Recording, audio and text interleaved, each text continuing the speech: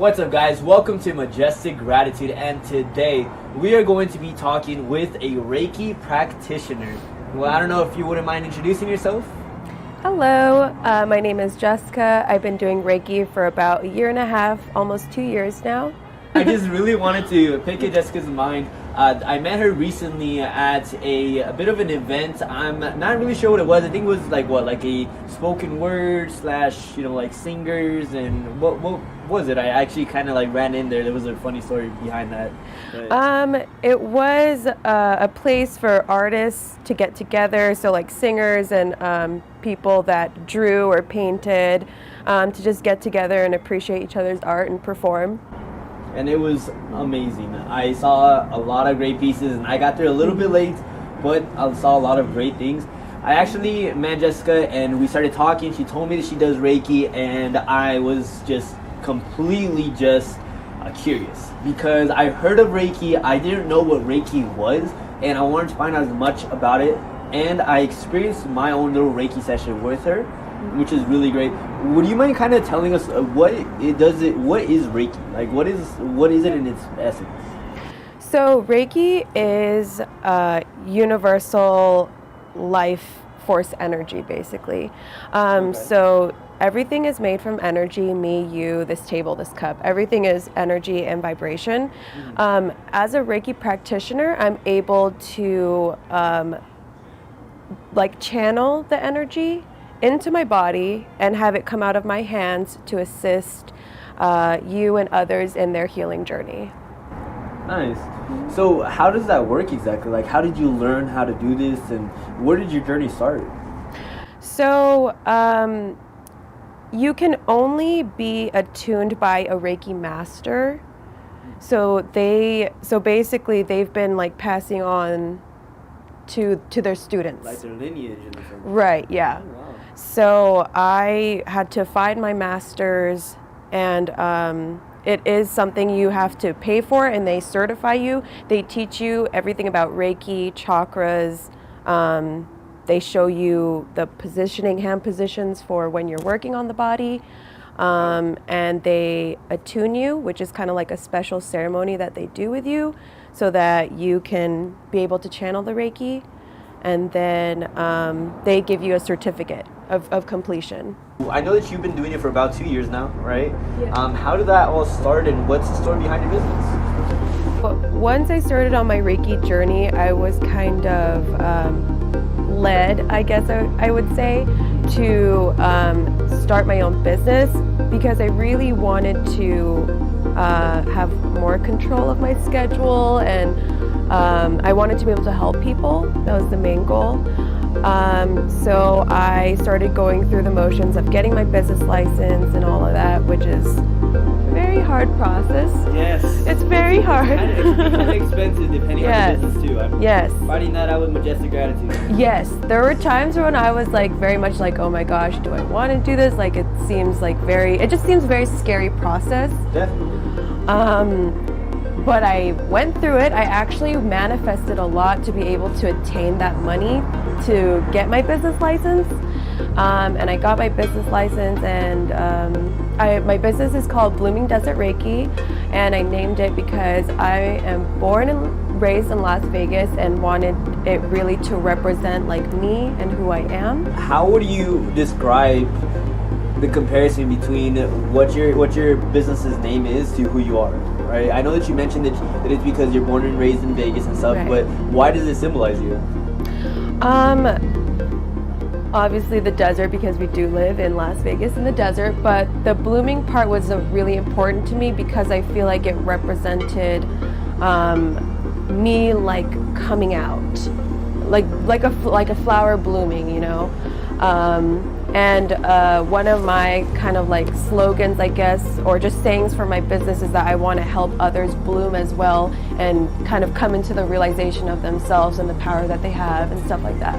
Hey, I love that. I love that so much. That's why I feel comfortable bringing you onto the channel, right? Because when I bring somebody onto the channel, I want to know that they can add value to you guys' lives. And it's just a huge part of Majestic Gratitude is adding as much value to other people and helping people become their best selves, helping people become, become their blooming self, right? Becoming their royalty, their kings and their queens. And it's cool because we are king and queen makers. And somebody just told me that today. You are a king maker. You are a queen maker. And I was like, that is such a great compliment to say. But okay, so that's cool. So how does the Reiki sessions work, by the way? Like, how do you have certain ceremonies that you do? Like, I know that a lot of people may have certain misconceptions maybe about Reiki, or maybe is there anything that you could kind of give light to when it comes to Reiki, especially with misconceptions? Yes, definitely. So with Reiki, a lot of people think that that I'm like using my own personal energy to go ahead and like help heal. But really, like I said before, Reiki is universal life energy, which is all around us. So I'm using that energy. Another misconception about Reiki is that once you get it done, that's like it, and you're healed and complete, and that's it. But that's not the case. And I always tell people before and after their Reiki session that the Reiki is just a guidance for you to help show you the way, but your healing is in your own hands ultimately. Definitely. And that in reality, that's really kind of what I want you guys to take from this. A lot of it is we're going to be definitely doing a bit more segments when it comes to the spiritual side, right? Because I do want to work on all 5 walks of life, and I'm on this growing journey just with everybody else. I'm not perfect either, and none of us are really. But I do want to have more of a spiritual side to my channel, and I hope that you guys come into this with an open mind and just understand that these are more just guides. Honestly, really ask yourself when you're hearing certain things, look inside and just really feel like, does this feel right? What they're saying, does it resonate? And if it doesn't, that is more than okay. That just means that that's not your personal truth, right? Right. And that's just my perspective on that. So I hope you guys have an open mind on that. And I know that we kind of talked about that a little bit, that we just want this to almost be like a guide for people. We want this to be something people use as a resource in a sense. Yes, right. Alright, so I remember that on the nights that we had met, we had actually spoken about anxiety and depression, right? Because I learned how to meditate and be more consistent with my meditation soon after I was diagnosed with anxiety or depression. And she informed me that there's different ways you can basically help yourself from those situations without necessarily needing to medicate yourself, because that's all the doctors wanted to do with me, is put me on a lot of medication, and not necessarily the most natural and healthiest thing to do. Would you mind going into telling how Reiki can help out people that are in a more depressive state or in anxiety states? Right. So Reiki, it does work on your chakras, your energy. It can help with depression and anxiety. So what happens to us when we experience a trauma and we don't properly address or process that trauma is that trauma gets stuck within us. Because energy, it cannot die or go away. It can only be transformed. So that energy, that trauma gets suppressed inside, and then can affect other parts of your body and other parts of your being. So it can come out as depression, anxiety, even you could have physical symptoms in your body, like maybe you start to hurt in some places. These are all indications that something is wrong within, and you need to go within to heal. So Reiki can help bring that problem out. But there are also a lot of other holistic ways that you can help yourself. There's always therapists that you can talk to as well. Definitely. Yeah. And I definitely recommend just having somebody to talk to. I know that last year for myself, not last year, 2018, I didn't have anybody to talk to, and that was definitely one of the most depressing times of my life.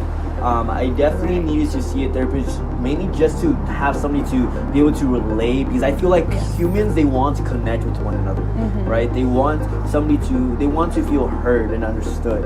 Right. And that's really all that therapy really is. Just you basically putting yourself out there, just you allowing somebody to be in your presence and you being open with them. And that's just so powerful. So I used to work for a crystal shop, and there was my manager there. She would swear by therapy. She didn't need it for anything. She just would go there, and she would go every week just to talk about random things.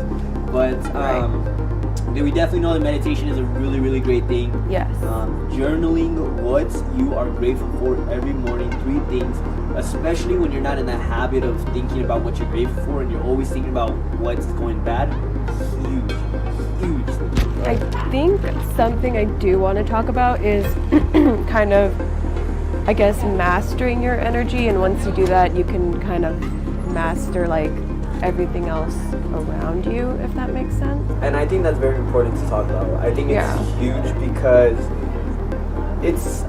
what is energy? I feel like a big part of it is focus. You know, like what you put your focus to is basically where your energy goes, right? I mean, you've heard it, right? Your energy flows where your focus goes. Right, yeah, that's it. I was like, I was even thinking in my head, I was like, it has to do with flow. Yes, and it's so important because a lot of people, that's why a lot of things happen bad to people, is because they always focus on the bad that happens to them. Right, they're manifesting it. They're bringing it to them because that's all that they're paying attention to, right? Yes. Right. Oh my gosh, it's insane how... What is the proper word? Almost self-sabotaging. Yeah. It's really insane how self-sabotaging people are being by where their mentality is focused on. Right. What are different things that you recommend for people that are working on that aspect of themselves and really trying to master their energy? So I'd say it's definitely and I always say this, that it definitely starts with your awareness. Your awareness is very powerful. Like, you just need to be more consciously aware of yourself, your emotions, and what is happening around you. And the next thing would be intention. Like, your intentions are very important. Like you're saying, it's all about your focus. So your intentions need to be like good, pure, I guess moral in a sense, or just whatever is best for you, for your highest good. That's where your intention should always be. What is best for you and your highest good and those that you love and care about around you. Definitely. You know, and actually, I want to bring this up. So, like I mentioned to you, I'm reading a book called Conversation with God. And I kind of want to share that with people when it comes to knowing how to decide certain things in your life. If you guys are going through certain situations where you guys are hesitant or really don't know how to proceed forward, I would definitely recommend taking these into consideration. I'm reading a book called Conversation with God. Now, just keep in mind, again, when I'm saying God, it doesn't have to be, God as people know it. It could be source, it could be spirit, it could be your guide, right? Whatever it is, whatever you identify with, or maybe it could be your intuition, right? Yeah. Whatever it is for yourself, take it in that interpretation, right? So with that being said, some of the things that I learned, one of the most important ones is hidden in your deepest feelings is your highest truth. And that is so true.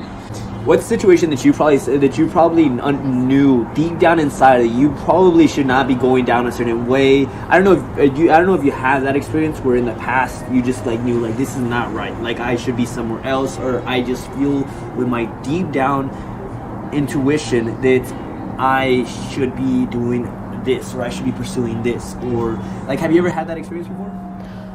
Yes, I've had that experience many times actually, and most of the time in the past when I've chosen not to follow my intuition or my gut, it definitely ended in a not so good way for me. Yes. So definitely now I always try to listen to my intuition and my gut, and I always tell that to other people as well, because your intuition is your highest good and it will lead you down the right path and towards the right people. Mm-hmm. It's insane how that works, right? Where you literally just and deep down that you shouldn't do it, and then on those times where you just ignore it, you're like, no, that's just it's crazy, whatever. Yeah. I want to do this, right? And it's weird how things just fall apart. Right. It's almost like it's really not meant to be, and there's almost everything happens for a reason. And there's almost a plan. I almost want to say that. Mm-hmm.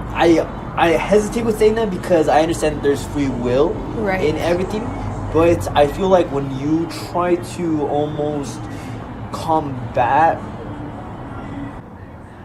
How do I even probably say that? Like I know what you're trying to say, because I actually had that experience. So the universe like listens to you and is watching you, basically. This is my interpretation, but the universe obviously wants the best for you. So if you are going down the wrong path and you're not trying to help yourself in any way, the universe will definitely intervene. Definitely. And I've definitely had that happen to me, where I was definitely going down the wrong path and the universe like slapped me right in the face and basically kind of took that situation away from me. Yeah. And I just kind of had to go through the motions. At first it's a shock. You're kind of like, why is this happening to me?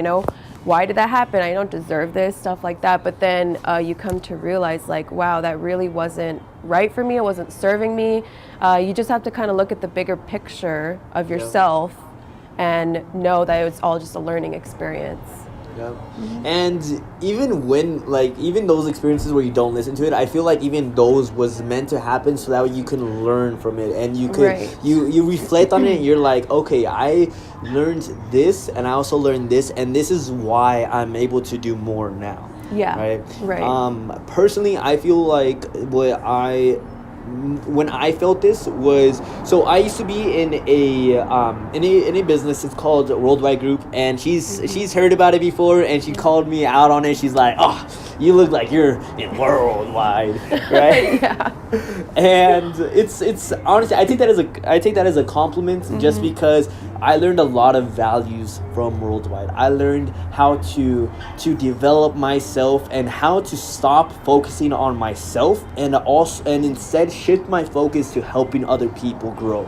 And so I owe so much to Worldwide Group. I am so grateful. But that in itself, I thought it was going to be my end game.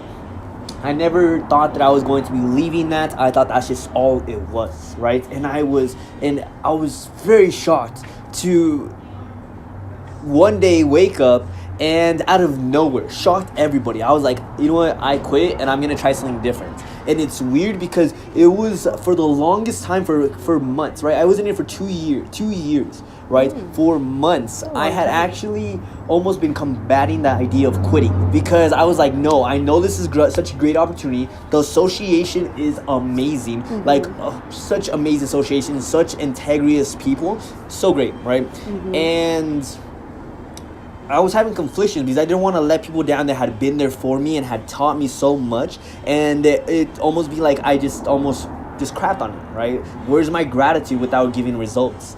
And it's just, I had to come to the realization that was something that I needed to learn. I needed to experience that time being there and grow through there.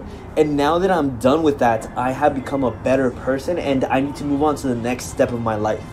And soon after is exactly when I started the clothing company, Majestic Gratitude. Again, it's going to be launching on February 1st. Pre-orders starting on January 15th. 10% off if you order up in for pre-order dates. But I know, just throw it out there on the side. But yeah, it just opened my world a lot, and I'm very grateful for it. But it was one of those moments where I knew deep down in my soul that I need to move forward, and it was so shocking when I told like my uncle, and when I told my best friend was like, oh my gosh, what did I do? Because like he had been convincing me to try to get out, but I was always so determined to be in there that he just was like gave up, right? So the way Source communicates is through your highest thoughts, your clearest word, and your grandest feeling, right? The highest thought is always a thought which contains joy. The clearest words are the words that contain truth. And the grandest feeling is that feeling known as love. So it's joy, truth, and love. And that's just a really great way to intuitively ask yourself, where should I move forward? Does this truly feel like this is where I should be? What is my life purpose? And hugely important. Now, I know that we're going to be ending soon because the shop is closing. Yes. But is there any like nuggets that you would like to drop? Anything that you wanted to add on your own? Anything about promoting your business? How can we reach you? Anything before we close off? Right. So again, my business is called Blooming Desert Reiki. I do have my business on Yelp, so you guys can look me up there. I also have a website, just bloomingdesertreiki.com. My phone number is on there, email and everything. You guys can contact me. I'm very open to just having conversations. If you have any questions, just reach out. But I guess the last thing that I'd want to say is that you're your own creator, kind of like how you say we're all kings and queens. I like to say that we're all gods and goddesses. Yes! Oh my gosh. That's what I like to say. Yes. We're all gods and goddesses just living this human experience, but we are way more powerful than we think or people want us to be.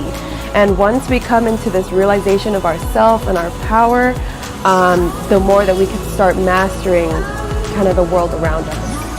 So yes, that's so true. By the way, real quick side note, yes, I believe that. And people thought that I was crazy when I would say things like that, but it's very, very true. And reading a book called Conversation with God, I would highly recommend it. It really got me to understand, like, this is so true. Right. Now, we are creators. We are part of Source, right? Whatever that may be to yourself, right? Yes. I'm not going to go too much into it, right? But it's when people say we are a reflection of God, it's because of our spirit that comes from Him, not necessarily. I'm not going to go into that much. But yes, I highly agree. That's why you guys have to be very intentional with how you see the world. Changing your perspectives, making sure that you tell yourself on a daily basis, you are grateful. I am grateful. I am happy to be alive. I am happy with the person that I am. I am happy with myself.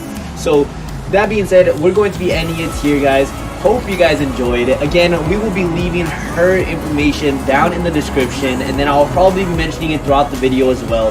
But hope you guys enjoyed, and stay grateful, guys. Catch you guys later. Thank you. Bye. Quick side note. So, Majestic Gratitude, as I mentioned, will be going on launch February 1st for Majestic Gear. Stay grateful. I'm going to be showing you guys some quick videos, and you guys are going to love it. So just be looking forward to that, and we'll catch you guys later.